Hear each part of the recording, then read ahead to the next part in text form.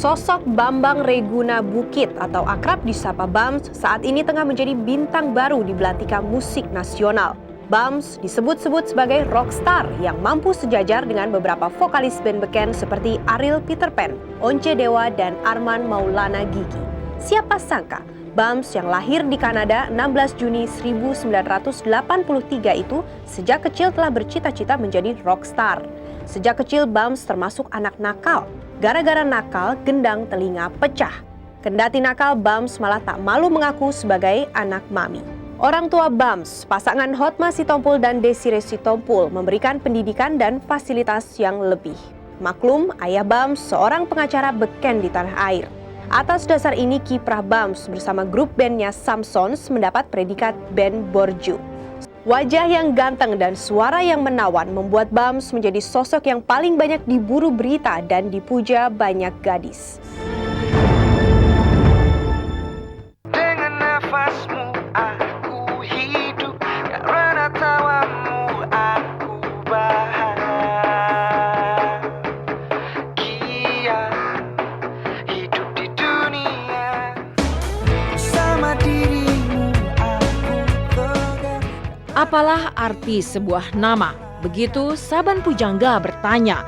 Nama bagi rockstar Bambang Reguna Bukit alias Bams memparodikan satu narasi atas harapan, cita-cita, serta fenomena tertentu di masa depan. Vokalis grup band Samsons ini lahir pada tanggal 16 Juni 1983 di Ottawa, Kanada. Ayahnya, Hotma Sitompul, sarjana hukum, termasuk salah satu pengacara kondang. Sementara sang bunda Desiree Sitompul, seorang ibu rumah tangga yang penuh kasih membesarkan anak-anaknya. Walau Bams lahir di Ottawa, orang tua Bams masih tetap kuat memegang warisan budaya Batak. Neneknya itu bilang, kalau mau jadi presiden mesti orang Jawa.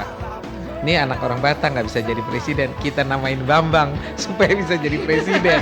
Gue lahir di Kanada, Ottawa. Gue sampai 3 tahun di sana, mulai sekolah di sini. Gue kebetulan sering ke Kanada karena emang teman-teman nyokap gue juga banyak di sana dan nyokap gue juga dulu lama studi di situ, jadi emang gue cukup sering ke sana. Bam kecil dikenal agak nakal dan gara-gara kenakalannya tersebut, ibunda Bams berulang kali berurusan dengan guru sekolah. Selain itu, Bams termasuk anak yang super aktif. Saking aktifnya, gendang telinganya pecah karena Bams ikut-ikutan kebiasaan untuk mengorek kuping.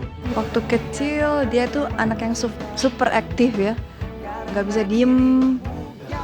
Ada aja yang jadi kutak-kutikannya lah, pokoknya nggak bisa diem.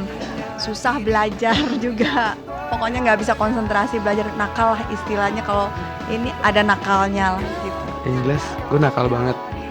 Gue dulu ya hampir semua guru tahu gue anak bandel banget. Gue tukang ngerjain orang, tukang nyeburin anak orang. Malah gue pernah bikin nangis guru. Sampai kelas 2 SMP tuh dia masih nakal. Saya pokoknya bolak-balik kena panggil guru aja. Sampai ada satu guru yang bilang, "Bu, saya kalau masuk kelas Bambang saya berdoa dulu supaya tidak bertikai dengan Bambang." Begitu bunyinya. Sampai gurunya nangis. Kehadiranmu menggugah hidupku, ajarkan aku. Di balik sosoknya yang nakal dan hiperaktif, Bams ternyata juga seorang anak mama. Predikat ini malah membuat Bams bangga. Itu iya banget emang. Gue kebetulan emang deket banget sama nyokap gue. Dan gue tidak memungkiri, gue tidak malu dibilang sebagai anak mami karena gue seneng dibilang anak mami. Gimana dong? Buat gue tuh menjadi suatu kebanggaan sendiri ya kalau anak deket sama ibunya, karena ya emang dia membesarkan, ya emang semestinya lo deket sama ibu lo. Dia memang mungkin lebih dekat, berasanya lebih dekat kayaknya ya. Nggak mau ninggalin mami dulunya, sekarang udah banyak show-show ninggalin maminya terus nih. Nggak bisa diteng-teng sih ya maminya. Iya. Ya udah, kalau orang bilang, lo anak mami, lo emang gue anak mami, kenapa emang? Berkecil hati lah lo kalau lo bukan anak mami, karena lo dekat sama nyokap lo bisa sukses, karena lo dekat sama nyokap lo bisa disayang sama Tuhan. Yang di atas, pesan Tuhan juga di atas, lo mesti dekat sama orang tua, mesti menghormati orang tua, mesti menyayangi orang tua. Itu yang gue lakukan sekarang. Dalam berbagai kesempatan, Bams memang lebih terlihat berdua dengan sang bunda, dan bahkan bila berjalan di suatu tempat, ibu anak ini bisa membuat mata orang keliru karena kedekatan mereka. Akan tetapi hal ini bukan berarti relasi Bams dengan sang ayah renggang. Gue kayak orang pacaran lagi kalau jalan sama nyokap gue. Tetapi Bams itu anak manis, saya sudah bilang. Setiap kali dia pergi kemana dia SMS saya, "Pa, saya ada di sini. Pa, saya di sini." Sampai sekarang begitu. "Pa, saya ada di sini. Pa, saya begini." Jadi kalau dibilang kedekatan lebih dekat ya, semua anak laki lebih dekat sama maminya, semua anak perempuan lebih dekat sama bapaknya. Tetapi Bams itu kepada saya pribadi dekat sekali juga. Dia dekat juga, dia curhat. Kau selalu mendampingi aku dan tetap setia untukku. Saat ku terpuruk, kau selalu ada di sampingku dan memahamiku di setiap waktuku.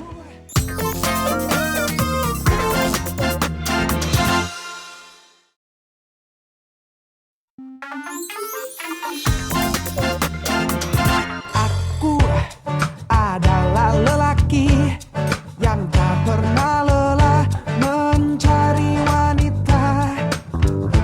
Aku adalah lelaki yang selalu gundah menunggu wanitaku. Bakat olah vokal Bams terasah dari dalam keluarga mereka. Alumni SMA 6 Jakarta ini memang sudah bercita-cita menjadi rockstar. Selain itu, bakat sang ibu yang juga seorang penyanyi choir di gereja itu kian matang melalui les musik dan vokal yang diikuti Bams di berbagai sekolah musik seperti Elva Sesoria dan Dodika Tamsi. Nyokap.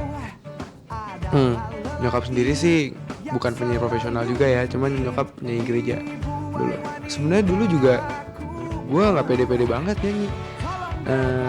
Gue dipaksa sama nyokap gue. Dipaksa, kamu nyanyi, disuruh ikut lomba nyanyi anak kecil gitulah. Sering begitu-begitu, terus ya jadi suka. Dari sejak dia SD dia memang suka menyanyi dan suka musik juga, les gitar, les drum, macam-macam. Dan mulai bentuk band tuh SMP kayaknya, mulai ngeband gitu. Dan disupport betul. Masuk sekolah musik, di rumah dibikinin studio. Sebetulnya kan berganti-ganti, Ya. temen bandnya ini berganti-ganti dari kecil. Kalau ada keluarga pesta, dia sudah manggung. Talenta suara Bams mendapat dukungan penuh dari keluarga. Orang tuanya memanjakan Bams dengan berbagai fasilitas yang begitu memadai. Tapi semua itu hanya bisa diperoleh jika Bams tetap berprestasi di sekolah. Sebenarnya orang tua gue jadi apa? Gue jadi apa aja asal bener sih ngedukung aja. Jadi dia nggak pernah ngelarang gue untuk jadi, lo mesti jadi pengusaha lah, lo mesti jadi pengacara lah, jadi pilot lah, apalah enggak. Semua saya bersyukur sama Tuhan bahwa anak-anak itu punya fasilitas yang lebih dari orang rata-rata, tapi mereka tidak ada yang tinggi hati. Nih dengar baik-baik nih para orang tua nih. Cita-cita Bams menjadi rockstar seakan menemukan tempatnya pada tahun 2003. Di tahun tersebut, Bams bersama Erik, Irfan, Aldri, dan Konde padu membentuk satu grup band yang diberi nama Samsons. Band ini tidak berjalan mulus dan sempat digantung sebuah label rekaman, dan baru pada tahun 2005 Bams dan Samsons melejit. Saat Bams dan Samsons sukses, Bams sempat dituding mendompleng nama besar sang ayah yang juga seorang pengacara beken. Kalau itu sih sebenarnya ya omongan orang doang ya. Kita dari pertama nyanyi label susah juga kok. Nyanyi label susah, pinjam duit ke bank malah. Karena gue sendiri sejujurnya ya, gengsi gue. Karena gue capek dibilang kayak gitu. Orang tua, semua orang tua. Gue dibawa bayang-bayang nama bokap gue. Gue sebenarnya pengen nunjukin ke orang selama ini kalau gue gak perlu bokap gue juga gue bisa. Pertama yang saya rasakan begini, aku sedikit apa yang dibilang sedih atau terkejut gitu. Kenapa? Karena kita tidak pernah dengan keberadaan saya, dan saya yakin yang lain juga ya, orang tua yang lain tuh nggak campur. Jadi mereka berkembang sendiri sungguh-sungguh dengan kemampuan dia. Bila yang tertulis untukku ada. Tanpa wujud mengecilkan peran dan status orang tuanya, Bams dan Samsons berusaha mandiri. Bahkan untuk biaya produksi album perdananya Naluri Lelaki, Bams dan teman-temannya nekat meminjam uang di bank. Samsons menggebrak belantika musik tanah air dengan semangat from zero to hero. Gua sama anak-anak rembukan minjem duit ke bank. Ya udah, kita modal buat bikin album ini.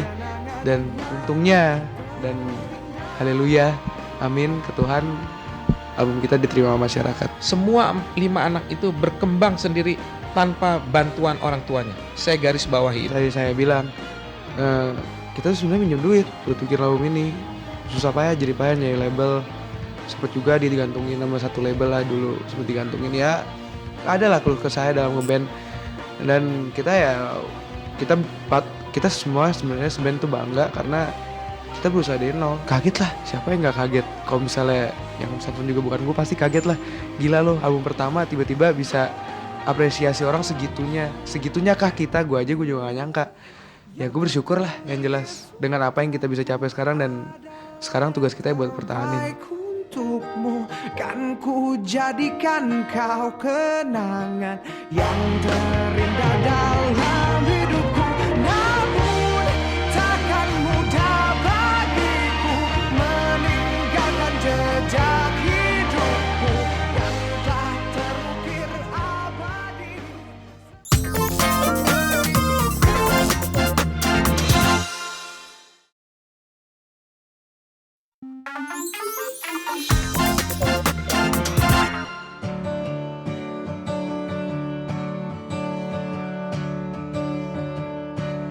Terlarut aku dalam kesendirian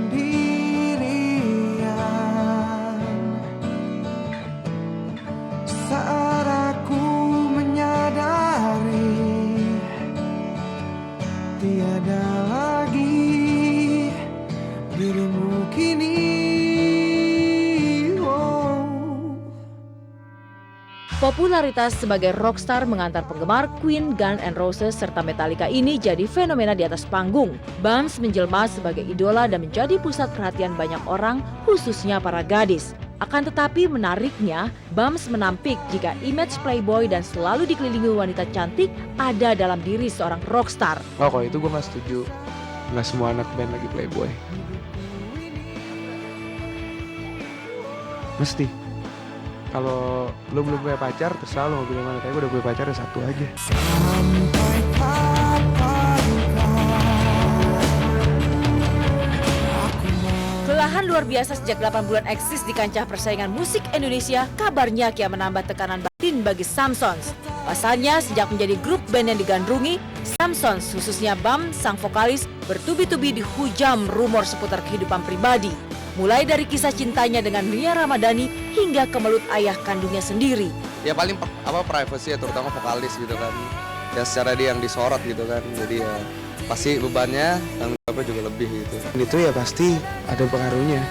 Cuman untungnya semua teman-teman nih ngedukung dan ngebantu gue untuk pulih, dan ya udah. Kadang-kadang kita udah ngasih cukup segini aja dengan baik.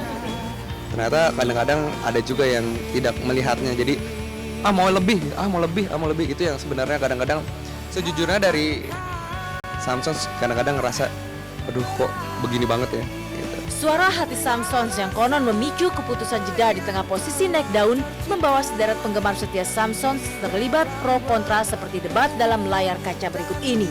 Menyayangkan sekali, sangat menyayangkan sekali. Makanya mungkin kita bikin misi seperti itu, kita bikin acara untuk lebih akrab dengan fans. Sayang banget gitu ya. I love you, Bang.